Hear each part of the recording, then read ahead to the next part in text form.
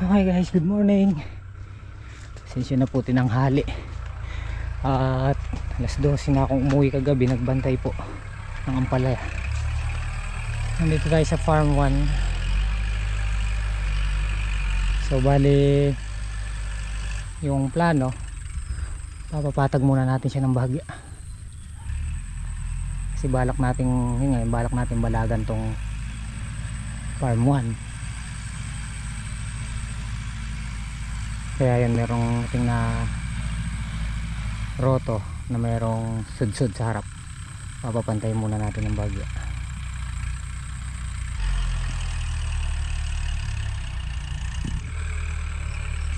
Yung part na yun kasi guys mataas, tapos yung part naman na doon mababa. Kaya pinapapantay muna natin bago natin tudlingan. Tapos sa yung makina yun, binalik na po namin.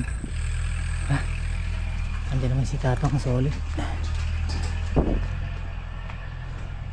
Ay, pipitas pa ako ng ang palaya.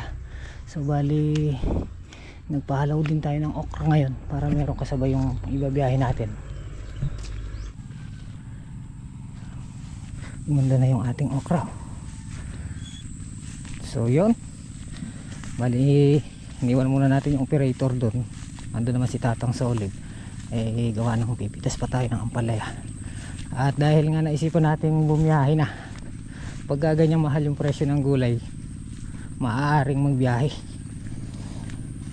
Mahal ang kalakaran ng ampalaya ngayon. May kausap tayo sa Gapan. So bali sabi ko nga, magdadal tayo ng gulay ngayon at saka ng okra. Lumaki na yung pinasuan. At namerde na, hindi kagaya nun na para siyang naninilaw, parang nasusunog. Hiyangan lang talaga sa gamot na gamit.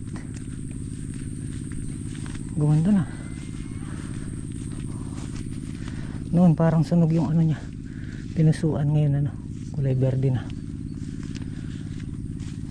Meron pa tayong tirang pataba. Estimate ko kasi ubusin ito 3 bulto. Hindi na ubos. Kaya ipapahagis pa natin pag may free time sila. Tapos tayong palaya. Ang tayong bunga. Pitas na po tayo. Ang tayong bunga Pugi! Parang sinabit Pugi. Nadali mo na may magandang butas. Yung kaboy. Nahihilo pa nga ako. Nag-shot kami dalawa lang. Ayaw mag-shot ni Tatang solid. Alas 12 na umuwi ako Kaya tinanghali Nakulino ko pa yung nung tumama na yung kabayong pula, sibat! Paalam. Sakit sa ulo. Hindi naman masakit sa ulo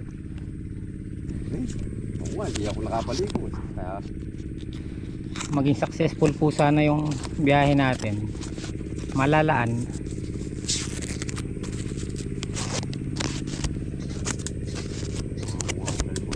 Try until you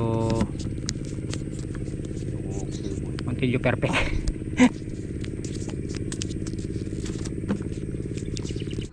Okay, naabot na kami ng tanghali.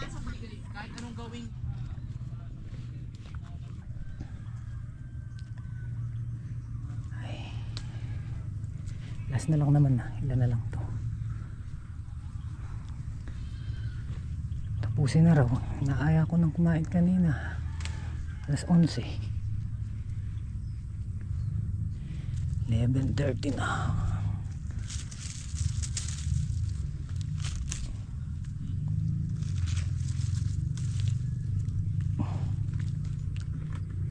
Gumanda pa po yung aming ampalaya.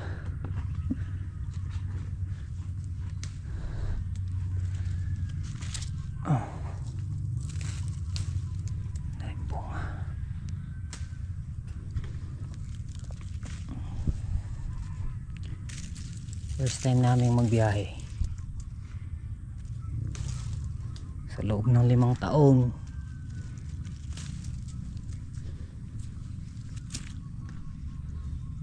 Pag-aaralan namin yan kung anong sitwasyon at kung paano lakaran at kung paano ang diskarte. Hindi na po sila bumubulad, no? Hindi na po sila bumubulat. Ayaw mo po nilang kumaon. Sugpo po sila sa tinapay. Busog po sa tinapay at kape.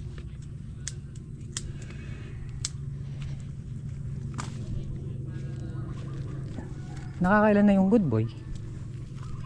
8. Nako.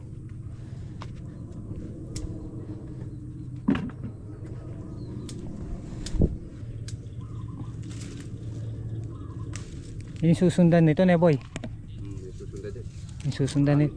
At talikid. Baka kaya ulit yung 500. Susunod nito. Boy, kalalaki niyan. No. Oh, yan. Di ba pwede ito, boy? Hindi mo, pwede na. Pwede na to. Ito, pitapin mo. Ay. Pling na eh. Yan na, nanggaling sa baba. Oo. Mabalak. Masyado lang mahaba yung kanyang pinuntahang sky's the limit.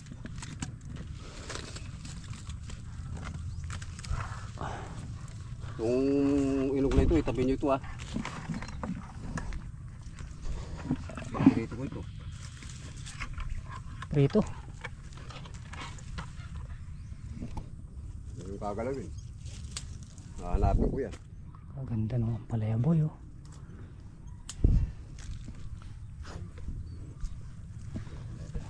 Papatay na yung punggos. Maglaho yan.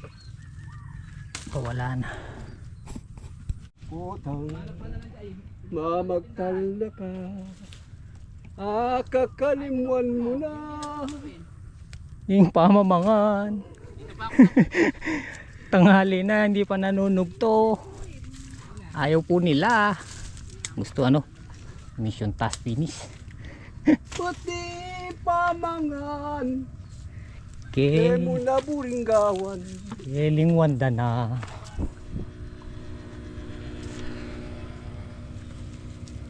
Pwede na to. Dalawa na lang, dalawang tudling.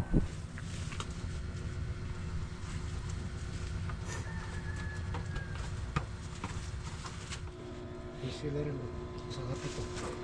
15. Sa pito. Okay. 157, 120.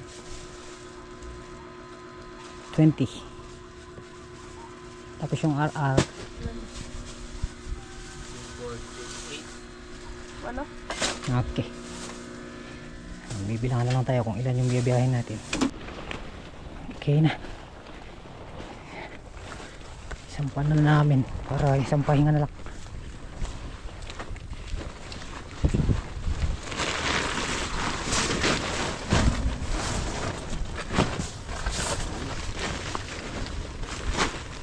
Kalahati lang.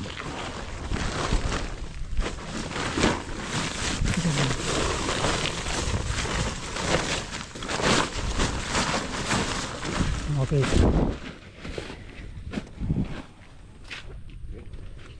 Sana maging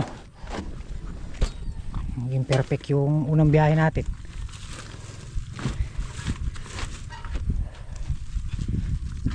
Patayo kaya, boy? Na, Patayo. ayan. Yan. Ah, Oh, upo ka dyan. yan.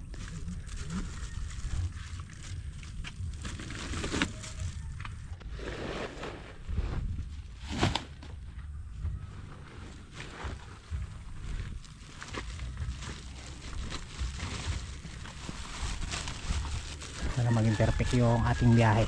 Unang biyahe. Yan ba? Babo.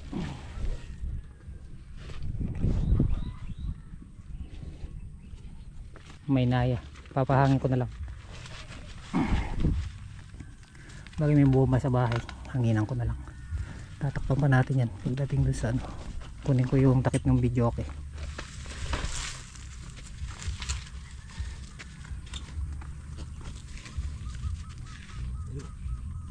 Okay.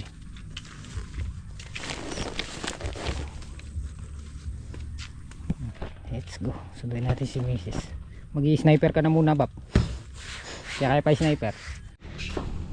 Okay na yan.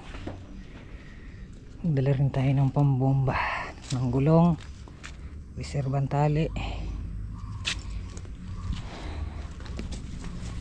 tsaka ba ito?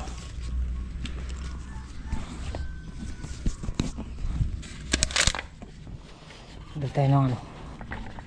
Tayo natin si Mrs.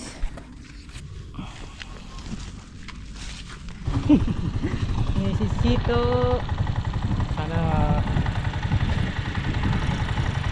ano, magtagumpay tayo. Ano daw? So bago tayo pumasok ng bypass, nandito na po kami sa bypass Cabiao. Okay naman, hindi sumingaw. Pero kaninang binomba ko sumisingaw eh. Ito na po yung simula. At pag-aaralan ng magkakaalamanan kung magtutuloy-tuloy. Pero kung hindi naman natin kasi susubukan, hindi natin malalaman, di ba? At naman lang natin yung kalakaran. matatanong din natin kung kahit konti at kahit mura kung kukunin nila. Yun ang kailangan natin malaman pagka nandun na tayo. So tara, samahan nyo po kami at baybayin po natin tong bypass ko. Lusot po nito ano, Japan na.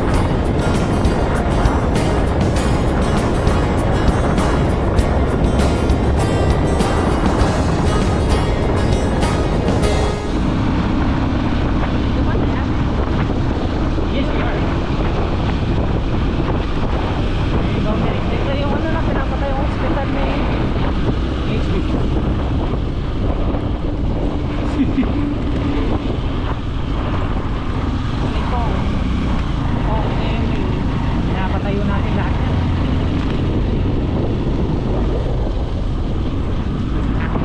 Na tayo sa Japan.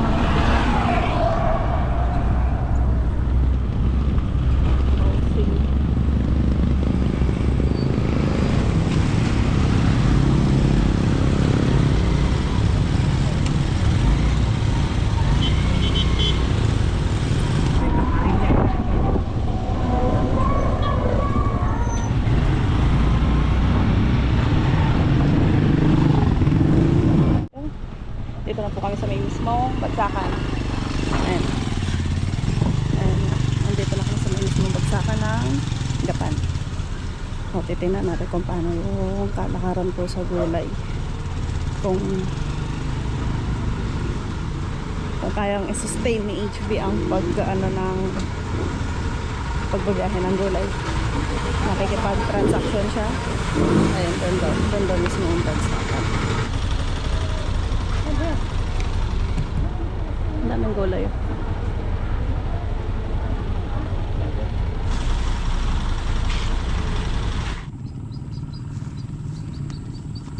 Palpak yung unang biyahe. Bagay kasama sa buhay at hindi naman palagi perfecto. So bali kinukuha lang sa amin yung gulay kanina 130 lang. Kaya hindi ko binigay. So ganun talaga, at least nalaman natin. Hindi naman din natin kasi malalaman kung di natin susubukan. Pero sa unang attempt parang nangyari na naman yung ano, Yung sa video ko nag-attempt tayo ng ganun. Unang dating ng video ko, di ba, si Rai TV. Pero ngayon, halos araw-araw lumalabas yung video ko natin. Ngayon December, nung nakaraang buwan, madalang. Ngayon halos araw-araw alabas yung mga video ko. Ika nga, ang umaayaw ay di nagwawagi. Kaya susubukan pa rin natin yan hanggat hindi natin nalalaman yung kalakaran ng pagbabiyahe ng gulay. Basta try and try and try and try. Dito nga sa ampalaya, ayan, pagtatanim natin ng ampalaya, napasurvive pa natin yung ating ampalaya at maganda yung nagiging harvest natin, maganda yung nagiging kita. Dito kasi sa buyer namin 140 ang kuha niya. Dahil bunga, nagbaka sakali lang tayo kasi nanonood ako ng update sa sangitan. 220 na ang kilo. Gapan lang kami nagpunta. Siguro hayaan na lang na natin sa buyer. Pero hindi pa rin ako mawawala ng pag-asa. Kumbaga pagsubok lang yun kung i-stop mo na or itutuloy pa. So bali magpapa-spray tayo kasi pitas to kanina. Kada pitas spray, tapos pagitan isang araw, tapos bago pitas hindi na tayo magpapa-spray. Wala na lang talaga kung nakasasal yung maninira.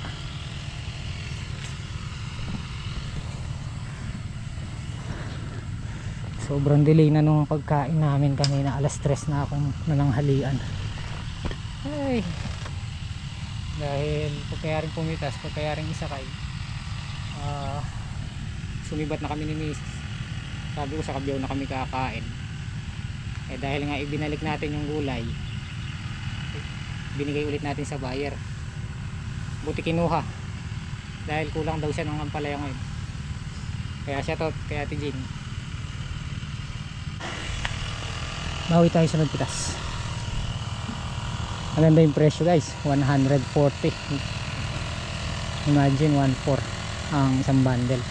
Diba? Ganyan kasarap mag farm pag tinamaan mo. Di baling konti ang tanim basta tinamaan mo naman yung presyo. Okra 70 na. Nakakahigit isang laksa tayo pagitan isang araw, may 7,000 tayo. Diba? Happy farming. Ayan, nagpapa-spray tayo. Dalawa sila. Hindi na nagluko yung mga makina natin. Tuloy-tuloy na yung ano nila, yung paggamit. Pang uod at pang fruit fly, pang insekto.